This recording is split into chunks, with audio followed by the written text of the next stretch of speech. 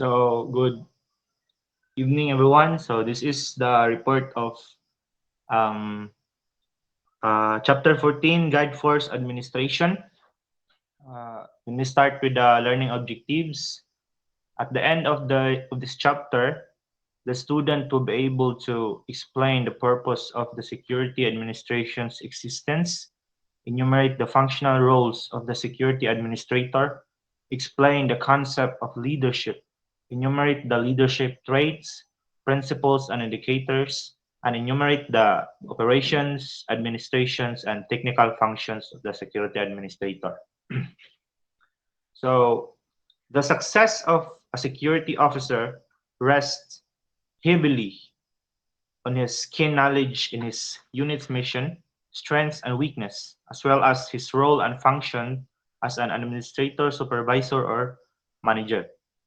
It is important that he is aware of his functions in general and the responsibilities attached to each. Hence, it is critical that the security administrator realizes that he has two specific purposes of existence.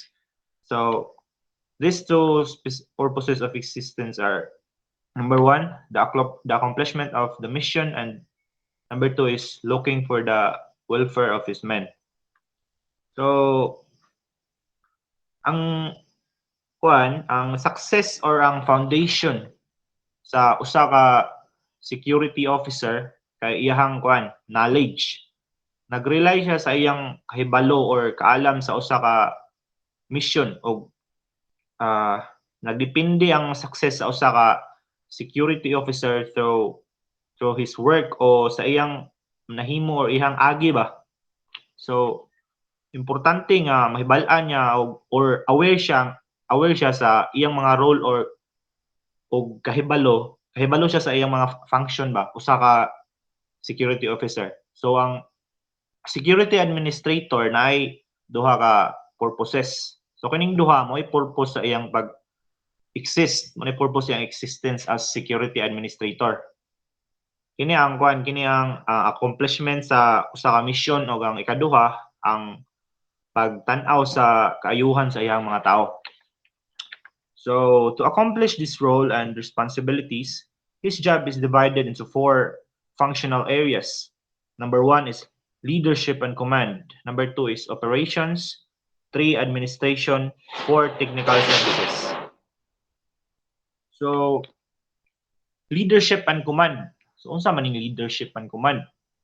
So, effective leadership is demonstrated by one's ability to command respect and confidence of his men. The indications are morale, discipline, spirit de corps, proficiency, and effective unit, rather. Leadership is developed by the ability of a person to influence others in such way to obtain their loyalty, cooperation, and willing obedience in order to accomplish the goal. Leadership and command involve the planning, leading, organizing, and controlling the manpower and resources, making things happen to other people.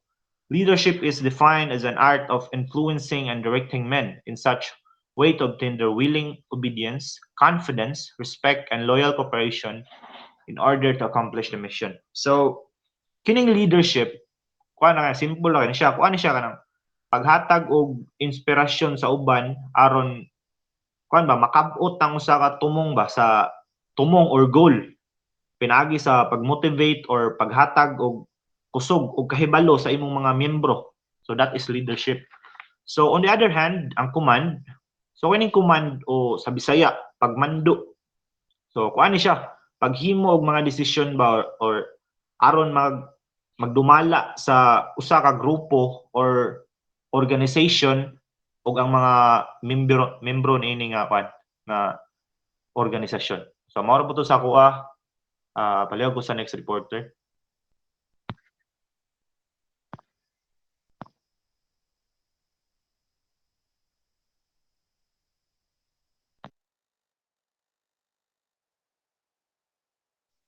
Next. Bye, Tondo. Bye. Sige.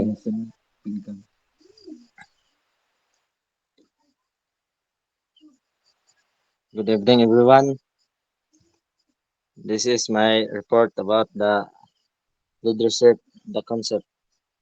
Leadership is an art and being so. It can be learned, acquired, and developed as any other arts or activities. In the definitive sense, leadership is based upon the development of traits of the individual personality and upon the understanding and application of sound leadership principles and technique. This means na dapat leadership ka na kay mga strategies how to manage your men or your team to motivate mo sa application of sound leadership principle and techniques. A leader in the private security organization could be the supervisor or the officer of the commander. He therefore is the expected to possess inherent authority to meet his diverse responsibilities. In practice, his authority may be delegated in pursuance of tasks but never his responsibilities. Og usa kuno ka leader sa private security, ikaw murag naa na nimo tanan. Ikaw ay commander, ikaw ang officer, pwede ka mahimong supervisor. Then pwede ka mag-assign og tawo nga mupuli sa imong kuan as a leader or mag-assign pero dili nimo pwede ihatag ang imong responsibilities or dili nimo pasagdaan. Mao to. Next reporter.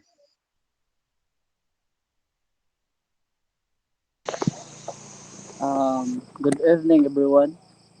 This is the Ay, ako pa definition ba? of... ikaw po dahil? Sige, sorry.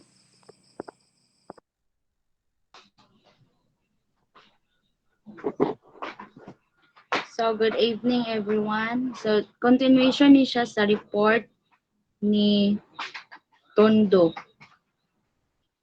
So, my topic is all about the types of leadership. The first type of leadership is authoritative or dogmatic leadership. This type of leader who gains obedience by exerting authority and superiority or by installing fear or punishment. Authority, authoritative leaders focus on guiding their team as a form of mentorship. And dogmatic leadership is the ability to giving punishment or rewards. So kining authoritative leadership nga kuan ni siya kanang nag-focus ra ni siya sa usa ka tawo ug wala siya nangayo og kanang ideya sa iyahang team. Kanang dapat iyaha ra jud tanang authority dili manghilabot ang members sa iyaha. So the second type is persuasive or considerate leadership. This type of leader who attained to be dense or leads by compassion and persuasion and considers the human factor. Kini nga type pud nga leader is nag-consider siya sa ideya sa iyang mga team. Ana bitong leader nga mangayo og kanang ideya, suggestion sa iyang mga kagrupo mo ni siya ang klase nga leader nga persuasive or considerate leader. So, a leader should be persuasive because it is essential to communicate effectively and convince others to support the vision and goals of the organization. So, for me, kung papiliin ko, asa ko ani nga mo camping at nga leader is diri ko sa persuasive tungod kay nagkuan siya kanang gi-consider niya iyang mga team, gi-consider niya ang ideas, ang mga suggestions para makuha ang goal kung ma-attain ang goal nga gi sana gikuha sa team. So, let's proceed to the leadership traits. The first traits nga dapat na ang leader is ang integrity. Integrity refers to being honest and trustworthy. So, as a leader, dapat na adjud kay kanang dapat honest ka sa imong mga members para matabangan ka kung unsay mga needs nga pangbuhaton. So, the second is knowledge. Um, As a leader, dapat naa kay advanced knowledge and skills sa inyong paghahimuon as a team. So sa As a leader, dapat na kay advance sa imong knowledge ug skills nga sa imong miyembro para makabalo ka sa way nga imong pagabuhaton. The third is courage. Courage is a mental control of fear, acting calmly and decidedly in stressful situations, standing up for what is right regardless of oppositions of others. As a Bay, leader, dapat ah, ako naman ang report bay. dili bay taman ra ko sa kuan man, taman ra ko sa initiative, imuha ang 5 to 14. Ay, sige, sige, sorry, sorry. So, balik ta sa kuan sa courage. So, courage is a mental control of fear, acting calmly and decidedly in stressful situations, standing up for what is right regardless of oppositions of others. As a leader, dapat na kay courage nga mopadayon sa inyong activity bisan og ang uban nimong members is kanang nangakuan na bitaw wala na sila gana or nangawala na sila, dapat ikaw nga leader, ikaw mo encourage nila nga mopadayon sa pagkabot sa goal. So next is the fourth is initiative. Initiative is the leader sees what is needs to be done and doing it even in the absence of direction from superior. Dapat as a leader naka-initiative kung unsa nga way ang himuon to accomplish the task dili and dapat dili ka magsalig sa superior kay usahay magud ang superior is mawala-wala ra jud na siya. And kung ikaw nga leader na naka-initiative nga bisan og wala ang imong superior mubuhat ka sa imong trabaho para makabot ang goal. So, diara ko sa nataman and the next reporter is Mr. Reyes. So, good evening, everyone. This is the continuation of the report, which is leadership leadership traits. Number five is this decisiveness. He has the ability to make sound and timely decisions, studying the alternatives and carefully selecting the best course of action when time the circumstances permit. He announces decisions authoritatively, concisely, and clearly. Sa decisiveness is um, decisiveness is kung maghatag ka og kanang kuman sa imong sakop, dapat appropriate siya sa timely decision. So kung unsa po'y ginakandak nimo nga kuman sa imong sakop, dapat alternative siya kanang coincide siya sa kanang action nga ipabuhat nimo, which is ginakuman nimo ang imong sakop. Number 6 is tact.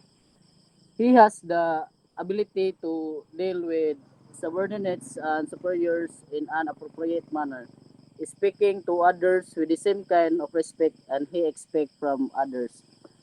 Sa tact is kung ikaw nga authority, kung gusto nimo nga makuha nimo ang respeto nga imong gusto nga makabot, dapat kung unsay imong ipakita nimo sa ilaha,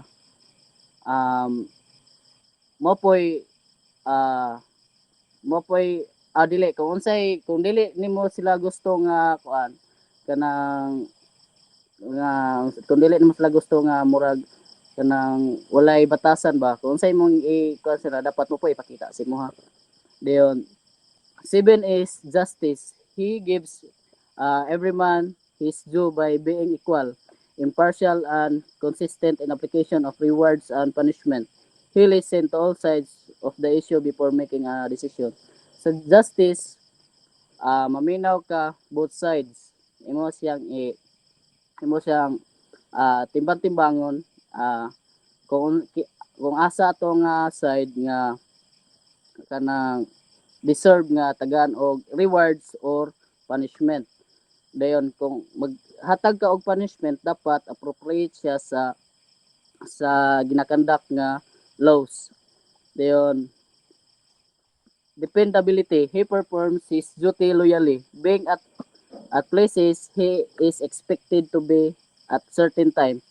He is a man of his word. He does what promised to do and promptly on time.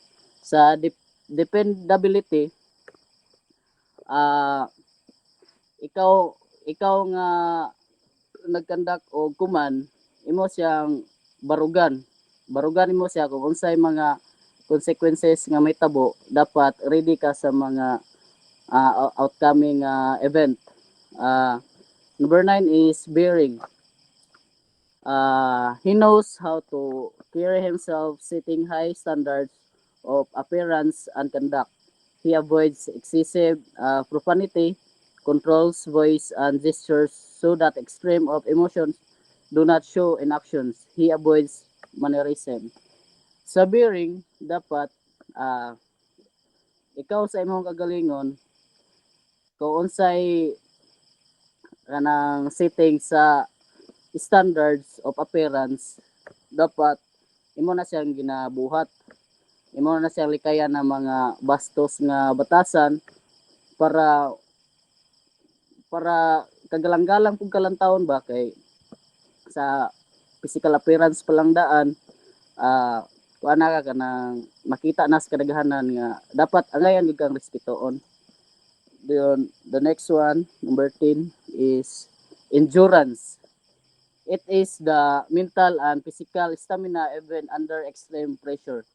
Sa endurance, sa imong panghuna-huna o sa imong physical nga stamina, dapat kuan ka kanang dili ka basta-basta nga mo surrender ba na kay kanang sakto ka og courage kay kabulo ka sa imong kagalingon nga kanang every problem nagin siya solusyon. Kuan ka kanang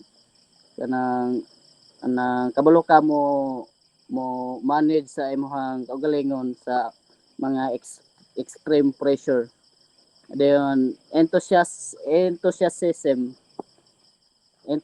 dai. He has intense interest in the task of hand. He never complains in front of his men about the or the system. Kini siya kay kung unsay ginakandak nga kuman sa imong officer, dapat willing ka 100% willing mo siyang buhaton, wala kay kanang kuan, wala kay kanang mga complaints kay as a ana ang organization is follow and follow ra gyud ka. Kung unsay nasa authority na sila otoridad nga mo kuman nimo, follow and follow ra gyud ka, wala kay mga chichiburitsi nga ginabuhat. The next one is loyalty. This is the equality of faithfulness to the organization, superiors, subordinates, and associates, passing on the carrying out the orders or superiors. Without expressing personal criticism, he defends his men against undertreatment. Sa loyalty, patas tanan imuhang equally faithfulness to the organization, kanang kuan ka kanang faithful ka sa imong mga subordinates, sa associates. Dayon kung imong kuan imong sakop dili na siya unfair, ang dili ka musugot nga unfair ang pagtrato sa kuan sa kadaghanan kay kanang natay tagsa-tagsa nato natay mga katungod. So mo to kanang equally faithfulness to the organization. Unselfishness. This equality ensures that the needs of his men are met before attending to his own needs. He shares the hardship, danger, and discomfort of his men. Sa unselfishness, ikaw nga kuan, ikaw like say for example kuan, um officer. Dayon dili ka ah kanang dili ka selfish nga kuan dili ka selfish nga kanang hatag sa imong mga sakop nga kuan ko unsay kanang naanin nyo dapat i-share nimo siya even nga sa lisod-lisod nga sitwasyon dili ka di ikaw nga officer dili ka magpayahay kay kuan man mo na kanang 1:1 man mo dapat unselfishness ka kay da nimo mabasihan kung unsa ka katinuod ka nga leadership. Then the last one which is number 14 is judgment. This is the ability to logically weigh facts and possible solutions in which the basel's decision. He considers the possible consequences of his decision. Sa judgment, um, judgment he considered kung unsay mga outcoming panghitabo like example kay naka kanang nanay panghitabo unsay mga consequences dapat i-consider nimo ang kuan ang posible nga mahitabo kay kitang tanan namang giday kasayupan so kanang nagi judgment so dapat dili ta mag kuan dili ta mag kanang mag kanang pa atik-atik ba kay kay nagid tay balaod nga nagaprotekta sa toa. So I think mora to ako ang report. So the other reporter will be magpadayon. Thank you. Good evening, everyone. So, let's continue about leadership principles. So, below are the fundamental guidelines for the selection of appropriate action and orders the proper exercise of authority. So, the number one is know oneself and seek self-improvement. Number two, be technically and tactically proficient. Number three, seek responsibility and take responsibility for actions. 4. Make sound and timely decision. 5. Set the example. 6. Be acquainted with subordinates and look after their welfare. 7. Make certain that subordinates are properly informed of the situation. 8. Develop a sense of responsibility in subordinates. 9. Ensure the task is clearly understood, supervised, and accomplished. 10. Train staff to work as a team. 11. Employ men in accordance with their capabilities. Next is the leadership indicators. So moral refers to the overall state of confidence, enthusiasm, and motivation among individuals or groups. Then within the organization, community, or team. Then it is the collective mood and attitude that affects people willingness to work together. Then second is the discipline. Ang discipline nag-involve the ability to regulate one's behavior, actions, and emotions in accordance with established guidelines, norms, or standards. Ang discipline also nag-promote of responsibility and focus and consistency in achieving goals. Then third is the spirit de corps. A French term translate to spirit of the body or of the group. Ang spirit de corps pod mag-reflect sa collective morals, motivation, and commitment of individual towards a common goal or purpose. Then number 4 is proficiency. Nag-refers sa level of skill, competence, or expertise that an individual possesses in a particular area or discipline. Kuan pod, it is the ability nga mobuhat og tasks or activities with a high degree of proficiency, accuracy, and effectiveness. Then the last is effective unit. Mag-refer siya to a cohesive, high-performing group or team that achieve its goals and objective efficiently and successfully. Next is the operation. This has a direct impact on the mission of the security unit, normally affecting life, property, and proprietary rights under the function of the security officer performs the following. First is the deployment of men and resources. Ang security officers kuno are kanang responsible for strategically deploying personnel and resources based on the organization threat and level specific security needs. Then ang second is defining roles and functions. Within the security unit, officers have specific roles and functions that contribute to the overall security posture. 3. Patrol, search, apprehension, and recovery. Ang security officers kay magkandak og patrols to monitor and inspect designated areas to detect and deter security threats. Number 4 is the VIP security and protective services. Ang security officers mag-often to provide specialized security and protective services para sa mga VIP. Ang VIP is a very important person or high-profile individuals. Number 5, enforcement of rules and regulations. Security officers enforce rules, policies, and regulations established by the organization. Number 6, control of persons, vehicles, and property. So ang security officers are responsible for monitoring and controlling access to the organization and facilities.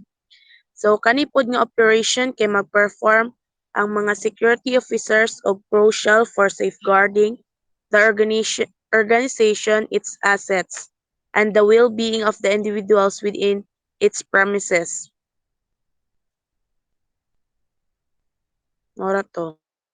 Next report.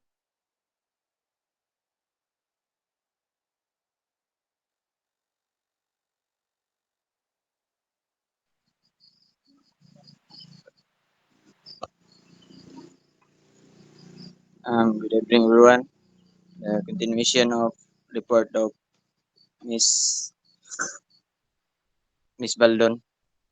My report is administration. It has the impact on the each member of the unit, their moral, proficient skills, recruitment, discipline, welfare, and integrity. Number one, screening,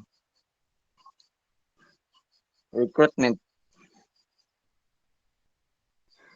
and documentation of personnel. Screening, recruitment, and documentation of personnel. It is the hiring and recruitment aspects, including benefits and salaries, training, monitoring, motivation and supervision, management of contracts, including duration and financial implication, ongoing monitoring, including the evaluation of performance, responsiveness, and professionalism. Number two, training and development. Training and development is training and clear post order are the backbone of any security force. Maintaining a stable environment is twofold. The guard force help maintain a stable environment within the company or organization.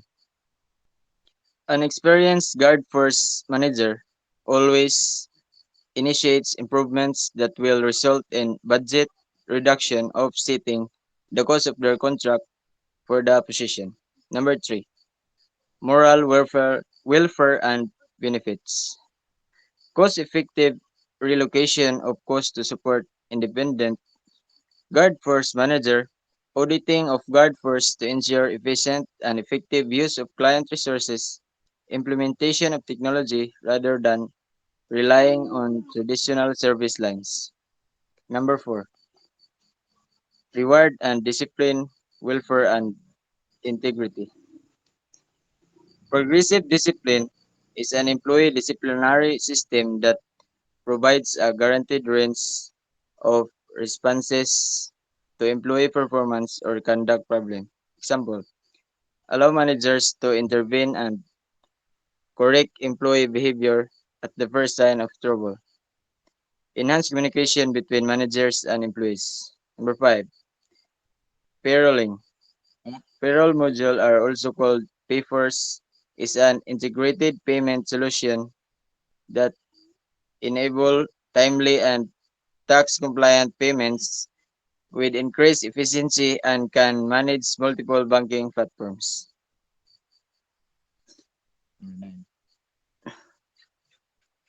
Number 6, budgeting.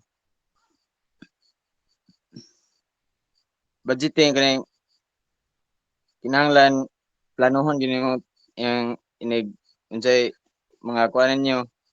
Kinahanglan dili mo mag-gasir, kinahanglan planado tanan. Number 7, logistic and supply sourcing. The planning phase refers to developing an overall strategy for the supply chain, while the other four elements specialize in the key requirements for executing the plan. Number 8, performance evaluation. Considering the security, managers make important decisions based on the information provided by guards in the reports. The accuracy of these reports is crucial. Last number 9. In picture it and post audit. Kinahanglan unsa inyong nga buhat nga gasto kinahanglan report detailed yun na reported yun na dapat. And the second topic is technical service. This function needs specialized skills derived from training experience and research. Number 1, investigation and report writing. A security incident report is a written account of a security breach. We often relate it with incidents involving humans found in a security guard, accident record such as injuries and accidents. They are, however, also used to describe other bad events like theft and criminal attacks. Kinahanglan kaning investigation and report writing. Kaning na mga incident, kaya ng mga accident, kawat, ng mga criminal, kinahanglan. Nakabutang yun na sa imong report writing, kinahanglan, kompleto. Number 2, collection of critical security information. Information security is a broad field that covers many areas such as physical security, endpoint security, data encryption, and network security. It also closely related to information assurance, which protect information from threats such as natural disasters and server failures. Number 3, operation of electronics, multi-instruction device, CCTV, and alarm system. CCTV systems work based on capturing sequence of images and displaying them as a real-time videos. Another is to keep track of the interior and exterior of a property, transmit the signal to a monitor or set of monitors, and give real-time 24/7 viewing access. Last number is security survey and risk analysis. Security survey and risk analysis, a process that helps organization identify, analyze, and implement security controls in the workplace. It prevents vulnerabilities and threats from infiltrating the organization and protects physical and informational assets from authorized user. That's all.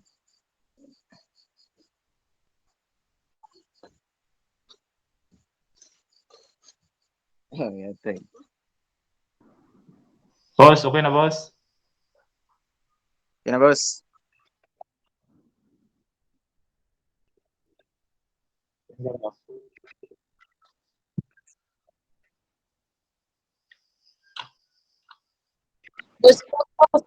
Uh, so, no, no, Mike. So, ala, naghukas man ko. Thank you so much for listening. I hope inyong ma-absorb ang mga report o I hope inyong tunan kay magawas gini sa exam. Salamat kayo sa inyong pagpaminaw. Was good. Yes, sir. Bye guys.